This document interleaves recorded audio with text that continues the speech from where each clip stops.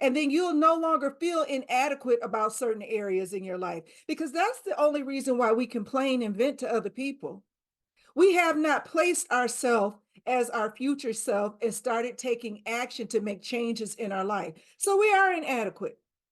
We're inadequate. But that's only in your control. It's not in anyone else's control. Because if you use self-worth to work on yourself, for yourself, and not just to prove your worthiness to other people, then you are on the right track of getting out of struggle mode and getting into prosperity mode. Prosperity in every area of your life, in your relationships, in life fulfillment. You know, I have been inadequate or felt inadequate in some areas in my life, because I used to share thoughts and plans about the things I wanted to do with people.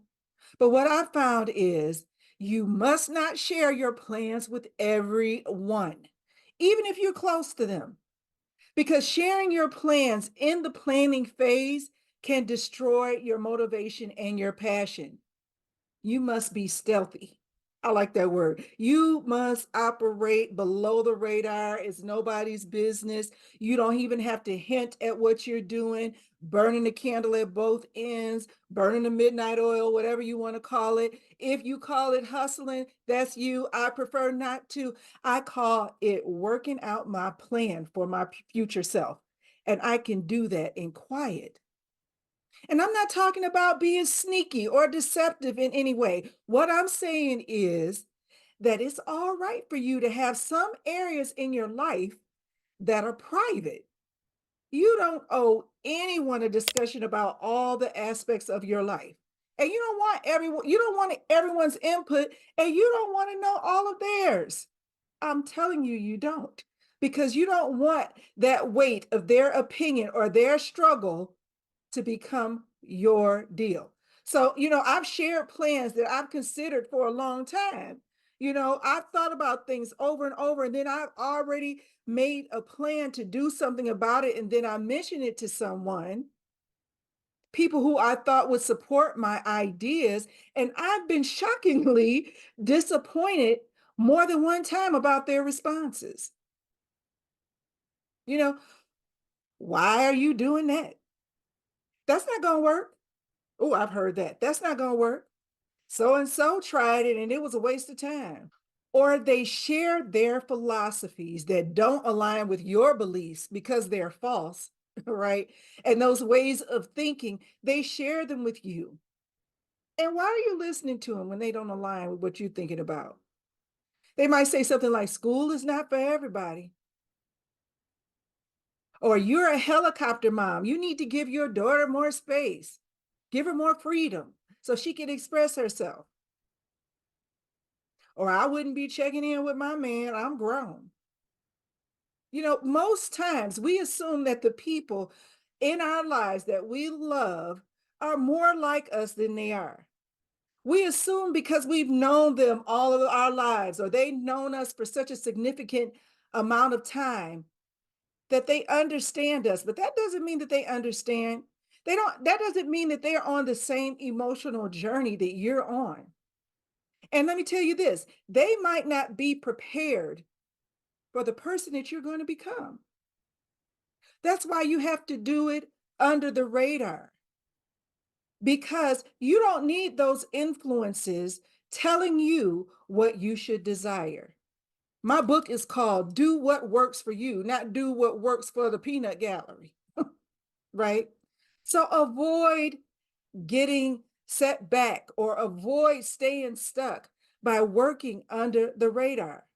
You don't need other people's bad advice. You don't need other people's, myths crowding your dreams and your desires for what would make your life happy. So get out of making the noise about being busy.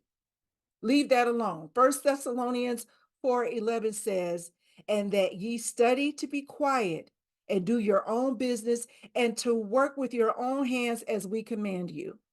This scripture encourages us to focus on our tasks, work diligently, and live a quiet life, applying a sense of privacy and reliance.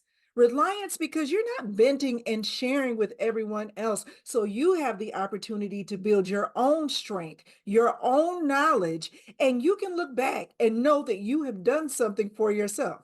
Any journey to a future of emotional, relational, or financial success takes time.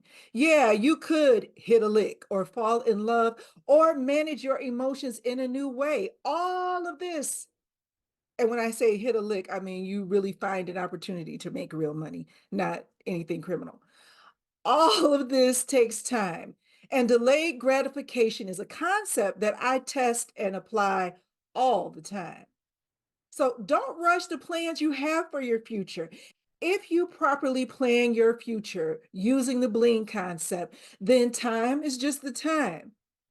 It takes as long as it takes, however long it takes. Your emotional management allows you to have patience and allows patience to really work in your life.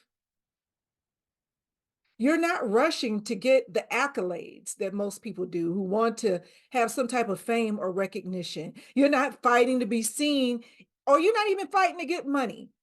It's for life fulfillment and satisfaction why you do things. And that's why you should do things. By practicing delayed gratification, you're curating the life that you desire. You're collecting the things, you're setting it up, you're putting it together, you're designing, you're creating. You are creating a lifestyle, not just a situation. If you plan quietly and execute and delay the need to show everyone what you're doing prematurely, then you're going to be all right. You're going to be on the track, on the road to where it is you want to be in your future. You don't need to get the buy-in. Don't become inadequate or remain inadequate. Build yourself up, no matter what it takes. If it takes looking at YouTube videos for 3 weeks to get the information that you need so that you can do things on your own, get the information, do it. You don't need to get everyone's advice about it.